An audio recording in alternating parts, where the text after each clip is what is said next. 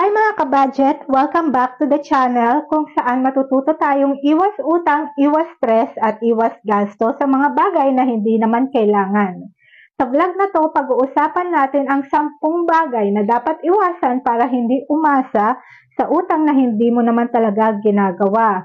Ready na ba kayo para mas matalinong paghawak ng pera? Let's go! Narito ang dapat iwasan para hindi umasa sa utang na hindi mo ginagawa. Mga common na pagkakamali o gawiin na dapat iwasan para hindi mapilitang umutang sa hindi inaasahan pagkakataon. Number 1, walang emergency fund. Kapag walang ipon para sa biglaang gastusin tulad ng pagkakasakit o pagkasira ng gamit, napipilitang umutang. Number 2, gastos agad kahit walang budget. Impulsive buying o pagbili ng hindi pinag-isipan ay isa sa mga pinakamabilis na daan sa pagkakautang. Number 3, hindi inaayos ang monthly budget. Kung walang malinaw na budget, hindi mo namamalayan na sobra na pala ang gastos mo kumpara sa kita. Number 4, lifestyle inflation. Yung umaangat ang kita mo, umaangat din ang gastos mo. Halimbawa, tumaas ang sahod pero biglang nag-upgrade ka ng gadget, kainan o travel kahit di pa naman kailangan. Number 5, pagkakaroon ng maraming wants na pinipilit maging needs. Hindi lahat ng gusto ay kailangan.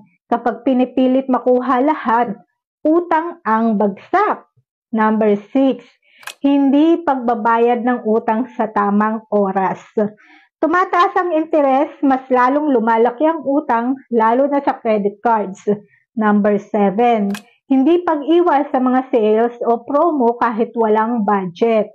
Like for example, buy now, regret later mentality. Kahit nakasale, kung hindi kailangan, gastos pa rin yan.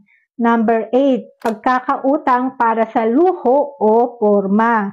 Huwag umutang para lang makasabay sa uso o makapag-post sa social media. 9, walang long-term financial goals. Kapag hindi malinaw kung saan ka patutungo, financially, madalas kang maligaw sa maling desisyon. Number 10, hindi pag-aaral ng financial literacy. Kung hindi mo naiintindihan kung paano gumagana ang pera, madaling mapasubo sa hindi kinakailangang utang. Maraming salamat po sa panunood at sana'y may natutunan kayo sa ating talakayan ngayon.